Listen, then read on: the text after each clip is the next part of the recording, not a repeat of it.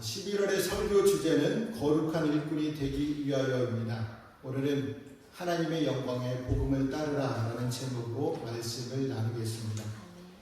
그리스도를 믿는 우리를 가리켜 그리스도인이라고 합니다. 그리스도인은 그리스도를 닮아가는 사람입니다.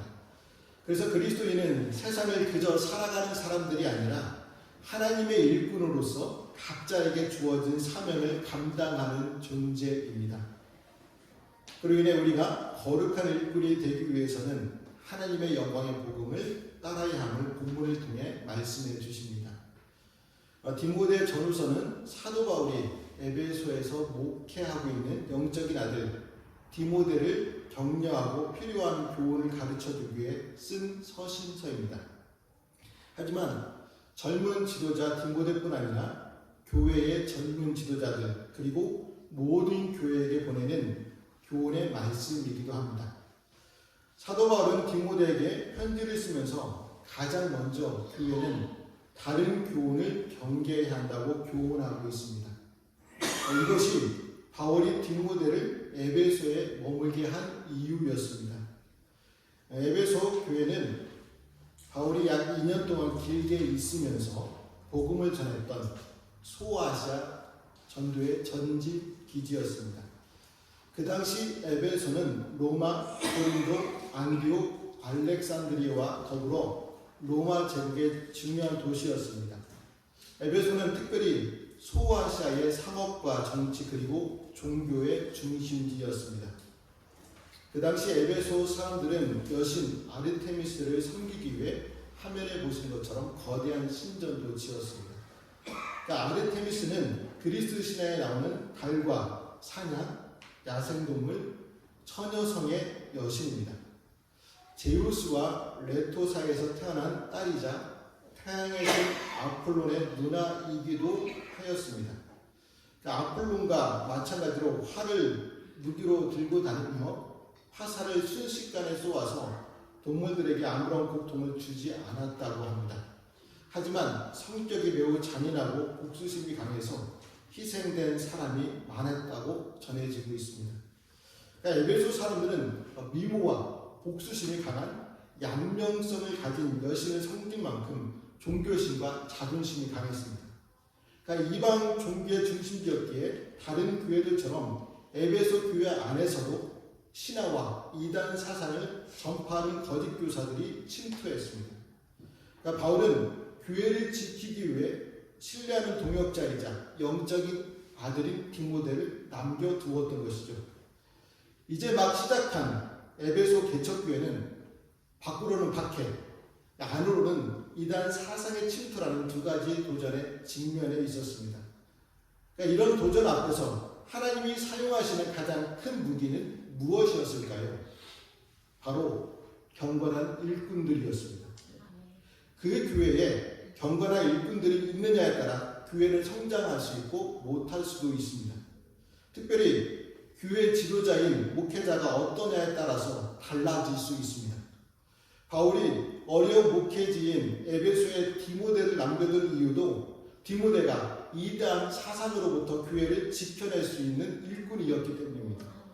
특별히 주님께서 저를 세상의 빛께로 인도해 주신 이유도 마찬가지입니다. 우리 교회는 창립되어 41주년 된 다른 교회와 비교해서 본다면 상황과 환경이 어려운 교회입니다. 물론 어려운 상황 가운데서 교회를 인도하신 하나님의 은혜와 교회를 지킨 기존 성도들도 있었습니다. 하지만 공동체가 하나 되지 못하고 분리되는 어려움과 코로나 이후 상황이 더 좋지 않게 되었습니다. 그래서 하나님께서는 우리 교회를 지키시고 살리시기 위해 서울 지역에 있던 저와 가족을 이곳으로 보내셔서 목회를 하도록 만드셨습니다. 그러나 중요한 것은 목회자 혼자만으로 부족하다는 사실입니다. 온 교인이 하나가 되어 교회를 지키고 살려야 합니다. 그렇게 할 때 하나님께서 인도해 주실 줄 믿습니다. 교회를 부흥시키기 위해 저와 여러분이 하나가 되는 경건한 일꾼들이 다르시기를 축복합니다. 그러면 바울이 금하는 다른 교훈은 어떤 결과를 초래할까요? 4절 하반절의 말씀을 보시면 믿음 안에 있는 하나님의 경륜을 이름보다 도리어 변론을 낸다고 말합니다. 초대교회 대표적인 이단이었던 영지주의는 오직 자신들만 구원받게 하는 비밀스러운 영적 지식이 있다고 주장했습니다. 이 영지주의자들은 다양한 형태로 자신들의 사상을 주장했는데 그중 한 가지가 사람의 육은 나쁘고 영은 좋다는 이원론을 내세웠습니다. 그래서 육은 언젠가 심판받아야 하기 때문에 죽기 전 마음껏 쾌락을 즐기면서 살아야 된다고 사람들을 유혹했습니다. 또한 영지주의는 초대교회를 무너뜨리기 위해 유대적 혈통주의를 연결지어 하나님과 연결된 신화적 족보 안에서 구원의 답을 얻을 수 있다고 주장하기도 하였습니다. 그러나 구원은 혈통으로 얻는 것이 아닙니다. 유대인의 후손이라고 해서 구원을 얻을 수 없으며 부모가 믿었다고 해서 자녀들 또한 자동적으로 구원을 얻는 것이 아닙니다. 어떻게 구원을 얻습니까? 오직 예수 그리스도를 믿는 믿음으로 얻습니다. 그로 인해 영지주의 이단 사상은 그리스도 안에서 이루어지는 거룩한 사랑의 연합과 섬김에서 떠나 진리와는 거리가 멀었습니다. 그래서 헛된 논쟁을 불러일으켰습니다. 아무리 구원에 관한 논쟁을 해도 헛된 것이어서 답을 얻지 못했습니다. 그로 인해 말장난으로 난무하게 하여 에베소 교회를 어지럽혔습니다. 자, 이와 같이 거짓 이단들이 주는 피해는 에베소와 같은 초대교회만 발생하는 것이 아닙니다. 오늘날 교회에서도 발생하고 있습니다. 교회에 몰래 침투하여 신실한 교인처럼 행사하다가 때가 되면 이단 사상들을 교인들에게 퍼뜨리고 교회를 어지럽하게 만듭니다. 심지어 자신들을 추종하게 하려고 그리스도가 구원자가 아니라고 거짓말을 하여 믿음에서 멀어지기도 합니다. 교인들은 이단자들이 성경에 능통한 사람들로 비치기 때문에 잘못되었는지 쉽게 알아차릴 수가 없습니다. 그러면 이단인지 아닌지 어떻게 식별할 수 있을까요? 세 가지를 보면 알 수 있습니다. 먼저는 이단들은 사람들이 예수님께 나아가도록 돕기보다는 논쟁을 조장합니다. 그러니까 논쟁으로 하나가 되지 못하게 하면 이단자입니다. 다음으로 이단자들은 주님보다 자기 이름을 드러내려고 합니다. 교회에서 주님께 영광 돌린다는 고백보다 내가 이렇게 했다, 나를 알아주어야 한다 라고 말하는 사람이 있다면 이단자일 가능성이 높습니다. 마지막으로 성경의 진실된 교훈과 반대되는 주장을 하면 이단자입니다. 목회자가 하나님의 말씀을 전했는데도 불구하고 이상하다, 틀린 거다 라고 주장하는 사람이 있으면 이단자입니다. 우리가 이단의 기만에 속지 않으려면 성경을 배워야 하고 본 교회 목회자의 말씀을 들어야 합니다. 목회자는 교인의 영혼과 몸을 살리기 위해 하나님의 말씀을 전하고 가르칩니다. 하지만 이단들은 어떻습니까? 자신의 사리사욕을 채우기 위해 교인의 영혼과 몸을 죽입니다. 그러니까 이단들이 재산이 많은 것도 신도들의 영혼보다는 헌금을 강요하기 때문입니다. 오늘날 이단들이 유튜브와 온라인을 통해 거짓 말씀을 듣게 하여 사람들과 교인들이 얼마나 많이 현혹되고 있습니까? 그래서 우리는 되도록이면 교회 안에서 말씀을 듣고 성경 공부를 해야 합니다. 그럴 때 오직 그리스도만을 믿는 믿음이 흔들리지 않게 됩니다. 진리인 하나님의 말씀으로 무장하여 믿음을 끝까지 지키시기를 소망합니다. 그렇다면 사도 바울이 말하는 다른 교훈과 반대되는 다른 교훈은 무엇일까요? 우리 5절에 있는 말씀을 같이 읽어보겠습니다. 이 교훈의 목적은 청결한 마음과 선한 양심과 거짓이 없는 믿음에서 나오는 사랑이거든요. 자, 올바른 교회의 최종 목적은 그리스도를 따르는 속사람의 변화와 실천으로 사랑을 완성하는 것에 있습니다. 자, 오늘날 교회 리더들 가운데는 신학적 지식을 과시하고 지식적 오류를 비판하는 데에는 능숙합니다. 하지만 삶의 변화는 전혀 뒤따르지 않는 사람들이 있습니다. 또한 성경과 무관한 세속적 지식을 자랑하고 논쟁을 하는 사람들도 있습니다.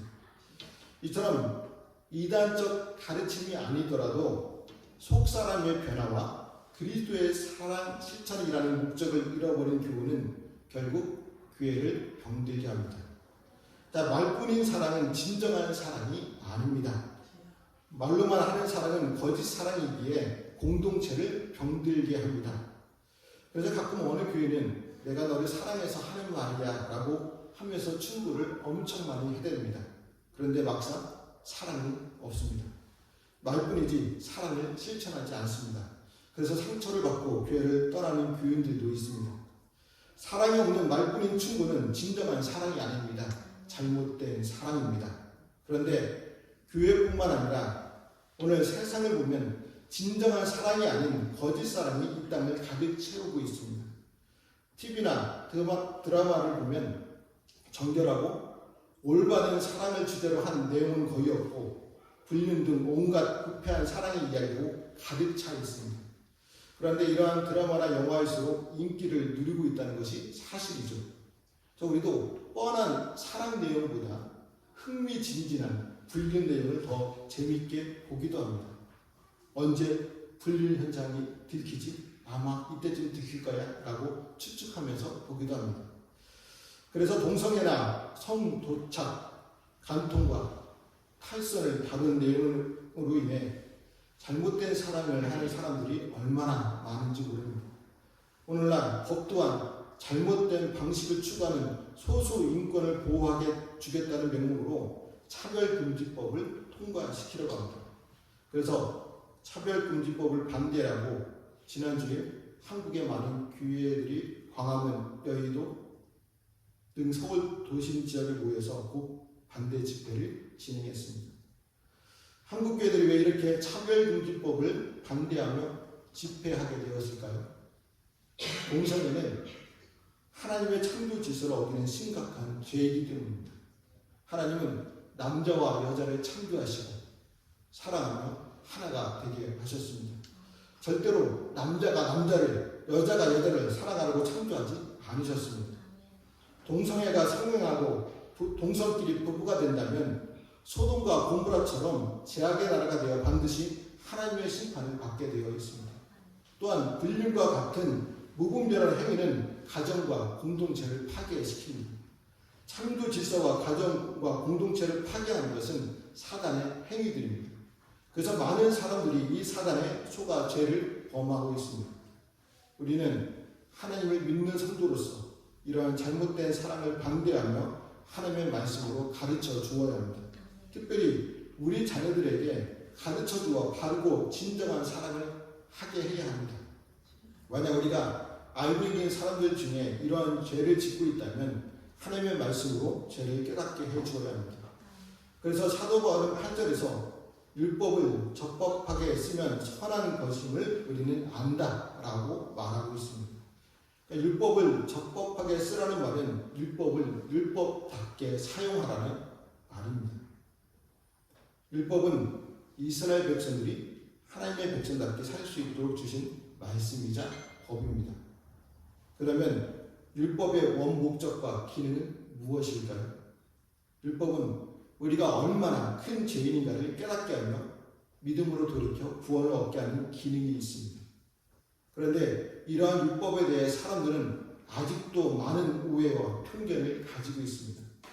예수님께서 이 세상에 오셨기 때문에 복음은 필요한 것이고 율법은 필요 없는 것으로 생각하기도 합니다. 하지만 율법은 필요 없는 것이 아닙니다. 예수님께서도 율법을 필요 없는 것이기에 버려야 한다고 말씀하지 않으셨습니다. 율법을 완성하시겠다고 선언하셨고 십자가를 통해 율법을 완성해 주셨습니다. 그로 인해 신앙생활하는 모든 사람들에게 율법과 복음은 반드시 필요합니다. 자, 어린아이가 성장하기까지 규칙이 필요하죠. 자, 이것을 하면 잘못된 것이고 반대로 하면 좋은 것이고 이곳에 가면 위험하고 안전하다는 것을 알려주는 규칙이 필요합니다. 이 규칙을 통해 아이는 바르고 건강하게 성장할 수 있는 것이죠. 어린아이에게 규칙이 필요하듯 어린아이 신앙을 가진 사람들에게도 율법이 필요합니다. 만약 율법이 없다면 자신이 죄인인지 아닌지를 깨닫게 할 수 없습니다. 율법에 비춰보았을 때 내가 하나님 앞에 죄인이며 회개하고 복음을 받아들일 수 있습니다. 그런 다음 율법을 통해 죄악에서 멀리하는 삶을 살아가면서 신앙이 성숙해지는 것이죠. 신앙이 성장하고 성숙해졌을 때 복음이 필요합니다. 그렇다고 하여 율법이 필요 없는 것은 아닙니다. 복음으로 살아가야 하지만 어린아이처럼 신앙의 순수성을 지키고 보존해야 하기 때문에 율법도 필요합니다. 성숙이라는 것은 어린아이의 부정적인 면은 버려야 하지만 긍정적인 면은 키워나가는 과정이기 때문입니다. 마찬가지로 율법은 믿음의 때를 위한 한시적으로 주신 것이기에 그 속에도 이러한 양면이 존재합니다.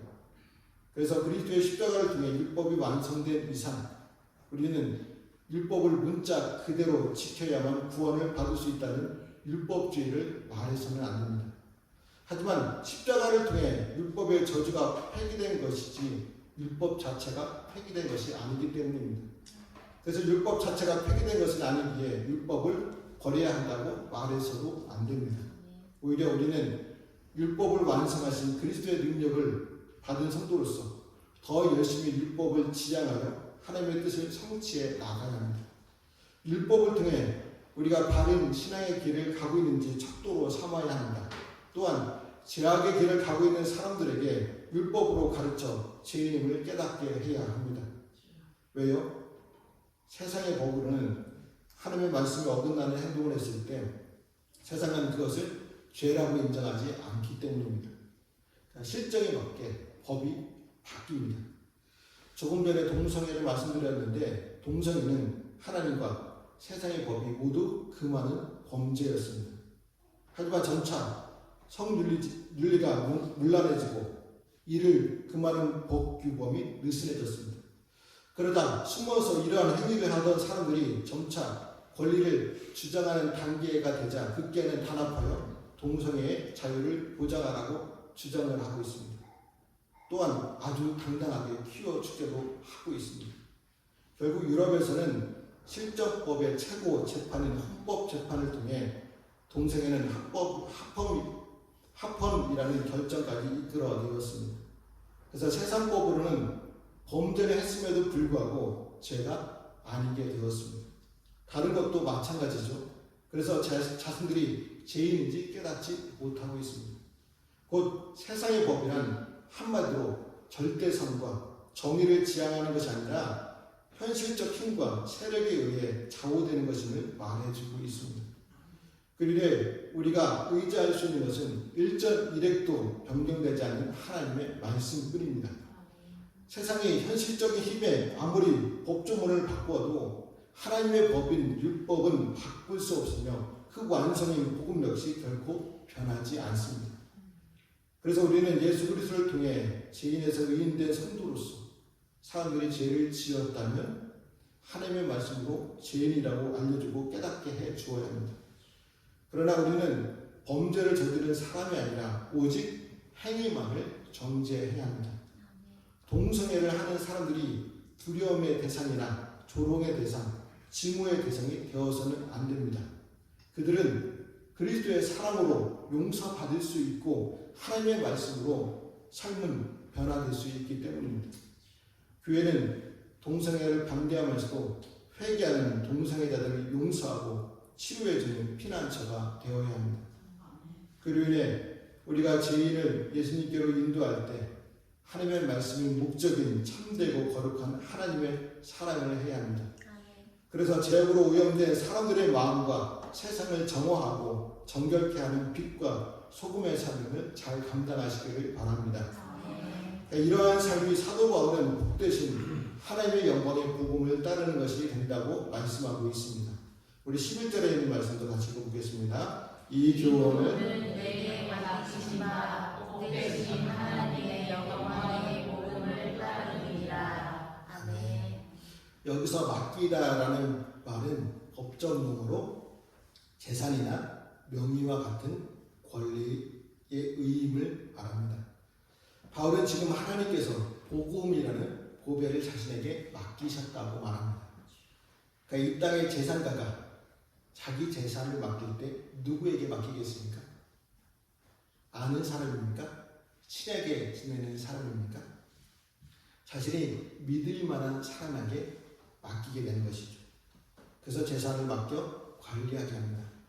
자, 이와 같이 하나님께서도 바울을 충성되이 여겨 복음의 사도로 삼으셨다고 감격 어린 말로 고백하고 있습니다.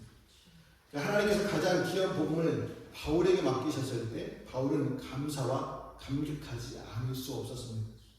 복음은 어떠한 법보다도 탁월할 뿐만 아니라 영생과 구원을 얻게 하는 하나님의 능력이요, 지혜 중에 지혜요, 계시 중에 계시입니다. 이러한 복음을 받았다고 하는 것은 그 어떤 직분보다 영광스러운 일이었습니다.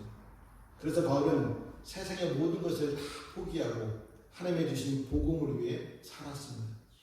그렇다면 바울을 감사케 하고 감격하게 만든 하나님의 복음은 무엇일까요? 하나님의 복음은 곧 예수 그리스도이십니다. 하나님은 우리에게 복음을 주셨는데 사상이나 개념으로 주신 것이 아니라 그리스도라는 인간 그 자체를 주셨습니다. 곧 하나님의 말씀이 육신이 되어 삼위 하나님이십니다. 그래서 복음의 내용은 그리스도의 존재와 삶, 인격 안에 고스란히 담겨 있습니다. 그러기에 우리는 하나님께 예수 그리스도라는 복음을 받았을 때 주 예수보다도 귀한 것은 없네, 이 세상 부귀와 명예와 행복과 바꿀 수 없네 라고 찬송으로 고백하고 있습니다. 이제 우리는 찬송의 고백을 넘어 하나님의 영광의 복음을 따라야 합니다. 하나님의 영광의 복음을 따르는 것이 바로 그리스도를 닮음입니다. 찬송을 부를 때만 감사하고 감격하지 말고 그리스도를 닮음으로써 감사하며 감격해야 합니다. 그런데 우리는 복음과도 비교되지 않는 부스러기와 같은 것을 받을 때만 감사하며 감격해야 합니다. 반대로 이 땅의 것들을 주시지 않는다고 하나님께 불평하기도 합니다. 그리스도를 닮는 것이 힘들다고 불평합니다. 하지만 우리는 세상의 그 어떤 것보다 영원토록 변치 않으며 천사들까지 보기를 흠모하는 예수 그리스도라는 복음을 받았습니다. 그래서 사도 바울은 자신의 직분을 감당할 때 감사하며 감격함으로 그리스도를 닮아갔습니다. 그 닮음으로 복음을 전했습니다. 우리도 하나님의 거룩한 일꾼이 되기 위하여 감사와 감격으로 그리스도를 닮아가야 합니다. 그리스도를 닮음으로 세상과 죄인들을 사랑해야 합니다. 또한 율법은 논쟁을 위해서가 아니라 거룩한 삶, 곧 복되신 하나님의 복음과 그리스도를 따르는 삶을 위해 주어졌다는 사실을 잊지 말아야 합니다. 말씀이 내 안에서 제대로 작동하여 거룩한 삶의 실천으로 이어지게 해야 합니다. 오늘 말씀에서 사도 바울이 디모데에게 권면하고 있는 것처럼 거짓 교훈을 분별하여 하나님의 말씀으로 살아가야 합니다. 복되신 하나님의 영광의 복음을 따름으로 거룩한 일꾼들이 되어야 합니다. 그러므로 그리스도를 닮은 그리스도인으로 헛된 논쟁을 버리고 사랑으로 하나가 되게 하는 저와 성도들이 되시기를 주님의 이름으로 말씀을 드립니다. 기도하시겠습니다.